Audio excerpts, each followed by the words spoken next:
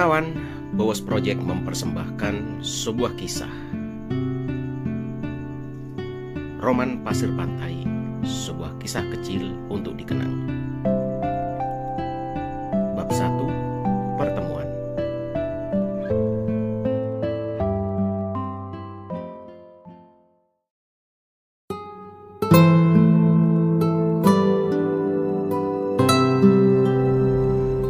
Aku baru saja menonton sebuah film lama. Judulnya 40 Years Old Still Virgin. Ini mengingatkanku pada sosok Busawi, seorang bujang lapuk di kampungku sewaktu aku masih sekolah dasar. Dia berusaha hampir 40 tahun dan belum menikah. Menyebut nama Busawi saja sudah aneh bagi pendatang sepertiku. Nama itu adalah nama yang berlawanan kata dengan pemilik nama sebenarnya. Bayangkan saja, mendengarnya untuk pertama kali kita sudah pasti menyangka bahwa Busawi adalah seorang wanita. Awalnya, kukira Busawi adalah istri dari Pak Sawi.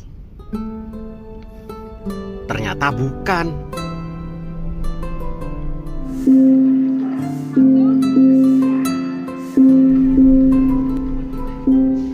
Kenyataannya, dia adalah lelaki tulen berotot dan tak banyak bicara. Perawakannya kekar, tinggi sekitar 170 cm, berkumis rapi, suka hanya pakai kaos singlet kemana-mana. Perutnya rata. Aku pernah melihatnya six pack. Masa kecil Busawi adalah bukan masa yang indah.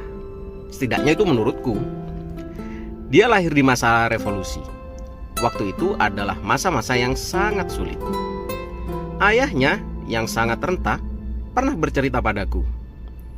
Masa kecil Busawi sering makan nasi bulgur, bahan makanan bantuan dari FAO.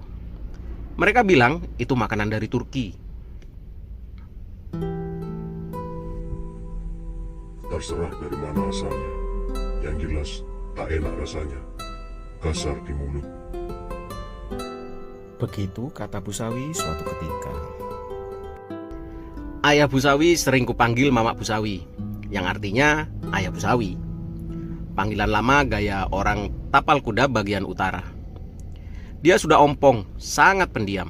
Awal kedatanganku di daerah sini, dia kukira orang bisu, tak pernah bicara. Terlihat sangat sehat, sabar dan pendiam pula. Bila ada orang bicara di sampingnya, dia selalu mendengarkan. Dia selalu mendengarkan dengan bibir melungu, tanpa ekspresi, sehingga jelas kalau dia ompong. Berkebalikan dengan istrinya, yang mungkin umurnya selisih 10 tahun lebih muda. Sangat tidak sabaran dan sangat suka mengomel.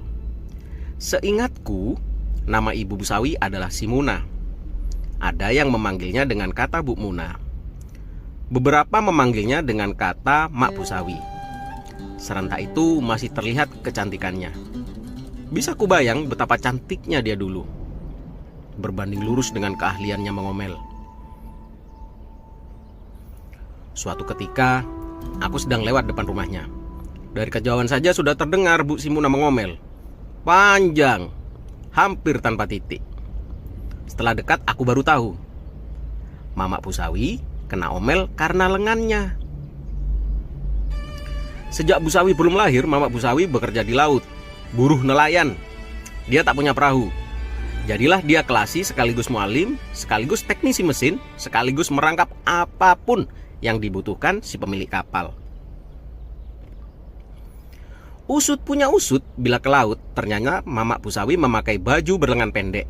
Juga suka meletakkan celana pendek bahan parasit, mirip yang dipakai pemain sepak bola.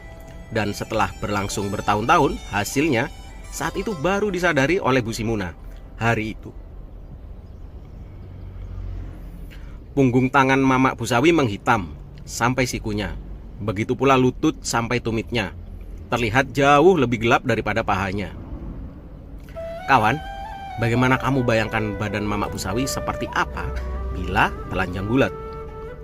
Ya, dia seperti orang berbadan gelap yang memakai kaos dan celana pendek putih. Sebenarnya selalu membawa sarung bila melaut. Tapi sayang, sarung itu cenderung hanya berfungsi sebagai selimut penghalau dingin.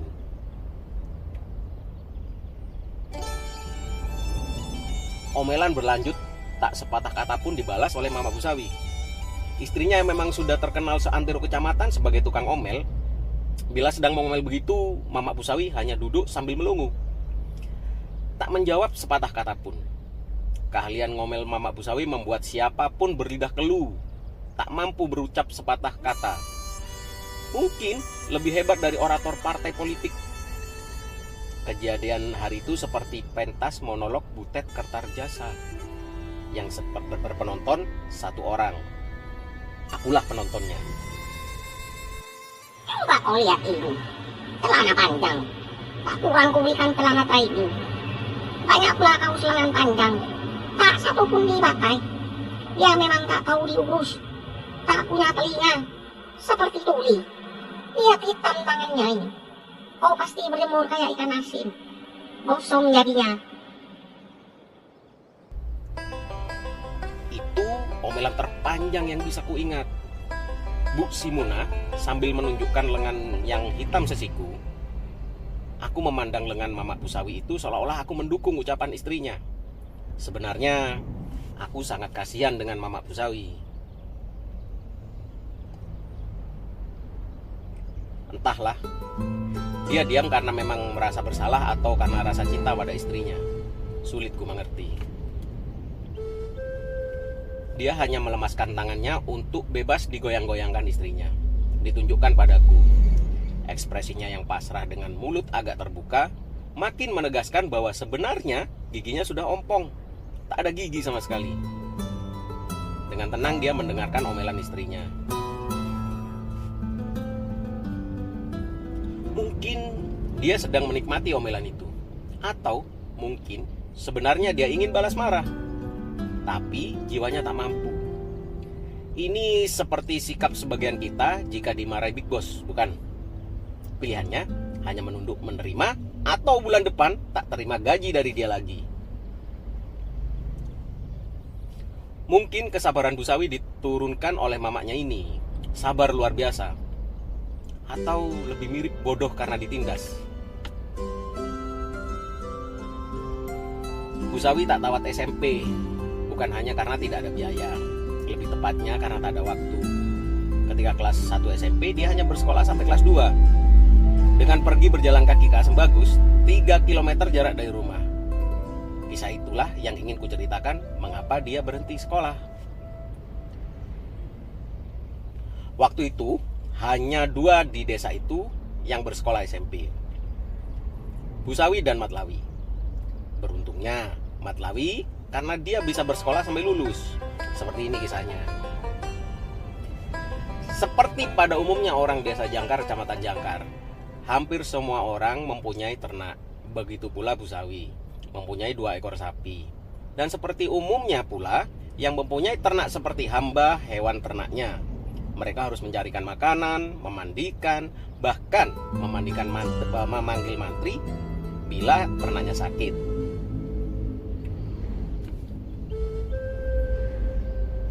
Rumah Busawi sederhana saja, seperti umumnya rumah orang Situbondo. Terbuat dari kayu, dengan sebuah teras, ruang tamu, dan ruang tidur. Ada gubuk kecil yang berfungsi sebagai dapur. Seringnya gubuk itu disebut tomang. Rumah tradisional seperti itu bisa dibongkar dan dipasang lagi di tempat lain. Aku sendiri pernah mendapati transaksi jual beli rumah yang tidak disertai transaksi jual beli tanah. Setelah deal, rumah dibongkar dan dibawa ke lokasi yang dikehendaki pembeli. Diangkut menggunakan cikar. Suatu sore, waktu itu sekitar tahun 70-an, Busawi berangkat dari Rumput. Jaraknya sekitar 2 km dari rumahnya, ke arah timur. Setelah melintasi beberapa puluh petak sawah, melompati sekitar 7 saluran irigasi, dan menyeberangi sungai, Busawi melintasi sebuah dusun. Dusun kecil yang mungkin hanya dihuni 15 kepala keluarga. Di dusun itu ada seorang mandor tebu yang terkenal galak seantero kecamatan Jangkar. Dan dalam perjalanan mencari rumput, dia melewati rumah mandor tebu itu. Pak Sunar namanya. Di depan rumah Pak Sunar, Busawi melihat seorang gadis yang asing di matanya, sedang menyapu halaman.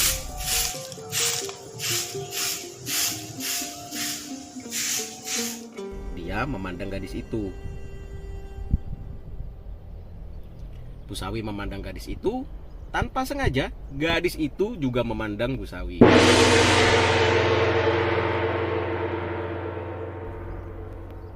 Saling pandang hanya terjadi 2 detik, tapi bagi Busawi terasa lama.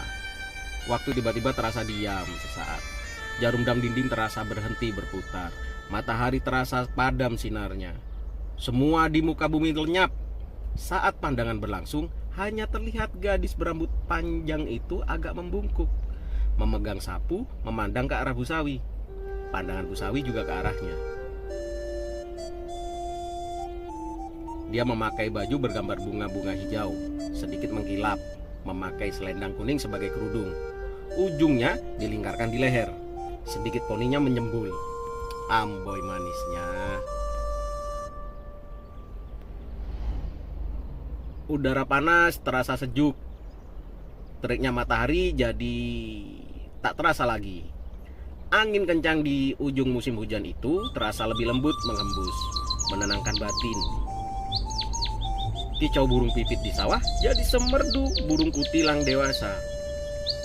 Merdu sekali.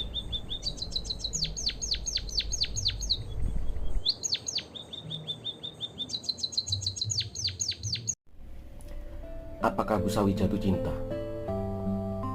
Mungkin saja. Perjalanan selanjutnya membuat tangan Busawi melambung, melayang ke masa depan. Suatu masa di mana Busawi sudah mendapatkan gadis itu, menggandeng tangannya, menikahinya, membesarkan anak-anaknya, yang entah seperti apa rupa mereka nantinya. Seandainya hidup memang semudah itu. Waktu itu Busawi berumur 16 tahun dan gadis itu 15 tahun. Wanita itulah yang berhasil membuat darah Busawi berdesir. Perjalanan ke persawahan yang penuh rumput itu mulai menyebalkan, kini menjadi menyenangkan. Tiba-tiba Busawi terjebur saluran irigasi. Rupanya lamunan mengaburkan penglihatannya juga. Jalanan berbelok di pinggir sungai, tak ia sadari. Dia tetap berjalan lurus. Padahal sudah ribuan kali Busawi lewat situ tanpa perlu berenang. Karena sungai itu cuma sedalam dengkul, Busawi kembali naik. Tersenyum sendiri dia menyadari kebodohannya. Senyumnya tak hilang, bahkan sambil menyabit rumput, ia mendangkan lagu yang Busawi sendiri tak tahu judulnya apa. Busawi agak berpikir keras seperti orang linglung malam itu. Di lingkungan itu Busawi familiar dengan semua wajah penduduknya, meski tak satu pun kenal namanya. Tapi gadis ini tak sekalipun Busawi pernah melihatnya. Sebelum terlelap, Busawi terlekat mencari tahu gadis itu. Dan begitulah esoknya. Sepulang sekolah, Busawi pergi mencari rumput, sengaja melewati rute yang sama untuk melihat gadis yang sama. Di waktu yang nyaris serupa, gadis itu masih menyapu halaman dan saling memandang terjadi lagi tanpa kata-kata. Sungguh indah waktu itu. Meski 2 detik terasa indah sekali. Kali ini mereka saling melempar senyum. Kali ini gadis itu menggunakan baju seperti kebaya terbuat dari bahan yang sepertinya dianyam dengan jarang-jarang mirip kain kelambu. Dengan baju dalam yang menyelimuti tubuhnya, semakin sempurna senyum manisnya. Tanpa sadar, Busawi pun tersenyum.